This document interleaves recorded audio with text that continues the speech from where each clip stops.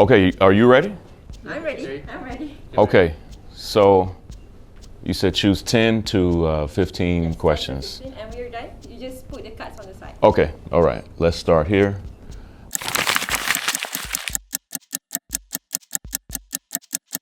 What is Shaun King known for? Well, I just told you I'm not known for giving short answers. I'm definitely known for speaking very long. But I'm known for being an activist. I'm an organizer of people. I'm also known as a journalist as well. All right, that was easy. Okay, what is my favorite sport?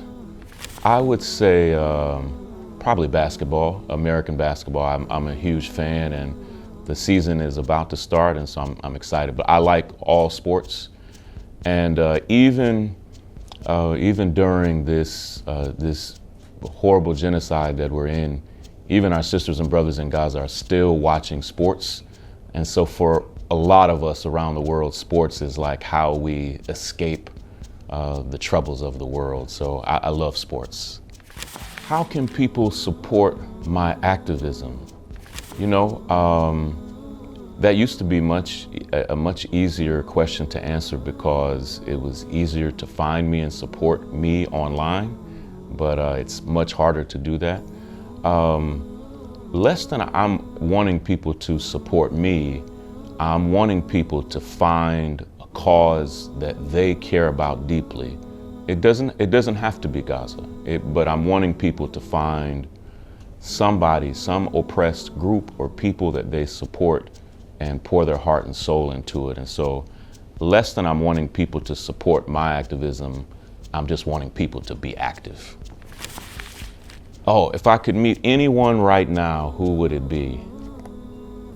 Well, let me think. I would like to meet the Prime Minister, and I think I may get to meet some of his family, but I wanted to thank him for his outspoken support of Palestine, and so many presidents and prime ministers around the world are not speaking up, and I've been very proud of him. And so I don't know if I'll get a chance to meet him on this trip, but inshallah I'll get to meet him, but I would like to meet him for sure.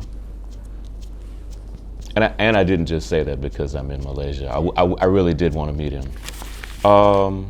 What are some of my future goals? My wife is in the room now, and we have 5 kids. And right now, so many of our goals are around keeping our kids out of trouble and keeping them focused.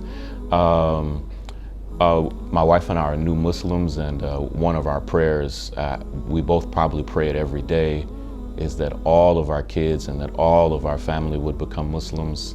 And so that's a big thing that's on our heart right now, for sure. Two of our kids have become Muslims, but we're working on everybody else. Where am I from?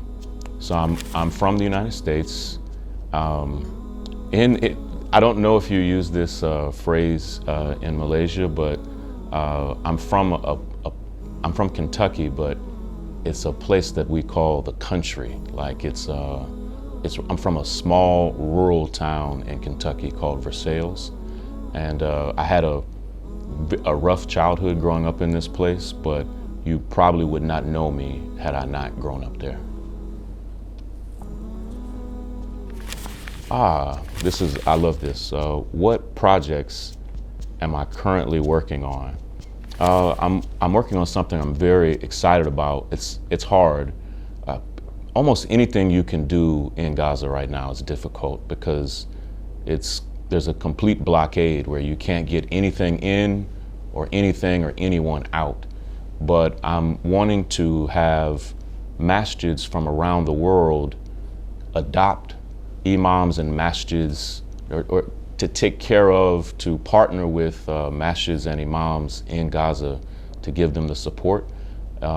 It's a project that I call Organizing the Ummah, and we're also matching Muslim doctors with doctors in Gaza, teachers around the world with teachers in Gaza, and so every free moment I have, I'm working on that. My favorite movie now, this, I'm just learning about halal and haram, so you have to forgive me. This movie may not be halal.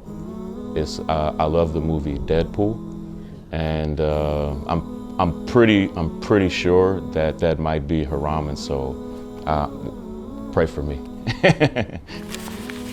What music do I listen to? This is actually a very interesting question. So I've loved music my whole life, but even before I became a Muslim, I was listening to less and less music. I grew up on hip hop, and now that I've become a Muslim, I pretty much don't listen to any hip hop. It just is, to me, a distraction from the growth and the learning that I'm trying to have. But I don't listen to much. I mainly listen to people would think this is lame, particularly if you see this and you're not a Muslim, you'll never understand this. But I've listened to like 100 sermons from Sheikh Omar Suleiman, and I'm constantly listening to him, and I would rather listen to him than any music. Let's see. Oh, this is hard. This just says, who is Shaun King? This is one of those trick questions. I like answering this because I don't see myself, I think, the way most people see me. I see myself first as a husband and a father. I've been married and I've been a father almost since I was a kid. My wife and I have been together since we were teenagers, and now I'm 45 years old. So when I wake up in the morning, I don't see myself as an activist. I definitely don't think of myself as a celebrity or a social media person. I see myself as a husband, a father. I see myself as a Muslim and as a leader, for sure. All right, let me do two more. All right. How do I raise awareness? Well, there are a lot of ways that I raise awareness, and people know me from raising awareness on social media, but I try to speak very, very clearly. And so if I'm angry, you can tell it in my words. If I'm sad, I'll say so.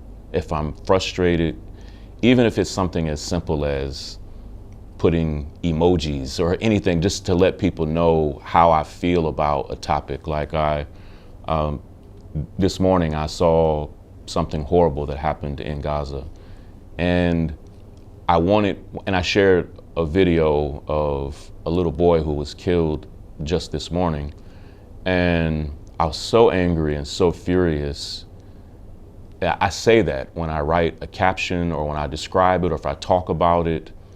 I try not to hide my emotions or feelings, and so I try to kind of wear our emotions on our sleeve, where if I'm speaking about something, you should know exactly how I feel about it. I try not to make people guess how I feel. Okay, last one. Yes.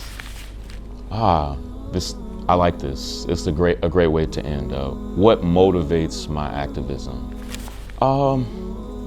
I have a lot of motivation, and that's a question that people often ask because it can be easy to lose your motivation. I've spoken a lot here just about Gaza, but the world is a very unjust place, and it's easy to get discouraged. And first, I want anybody who sees this now or later to know I get very discouraged. I cry, I get frustrated, I get sad, and so there's nothing superhuman about me. I have all the emotions that you do, but there are 3 or 4 things that keep me motivated. First, my faith more than anything. Even I was a Christian for most of my adult life, and even the example of Jesus, peace be upon him, always motivated me. But my faith now as a Muslim motivates me in so many ways. I care very deeply about people who are hurting. And I always know that when someone experiences a tragedy, I may be exhausted because before I helped this person, I may have helped 100 other people, but for that person, that tragedy they're experiencing is brand new. And so I try my best to be fresh and still full of energy for whoever comes to me for support. I also feel like this is my calling, like this is who I'm supposed to be. And then lastly, I have plans. And when you have plans, the world can throw you for a lot of loops and twists and turns, but I can always just go back to the plan that I'm working, and that helps keep me focused for sure.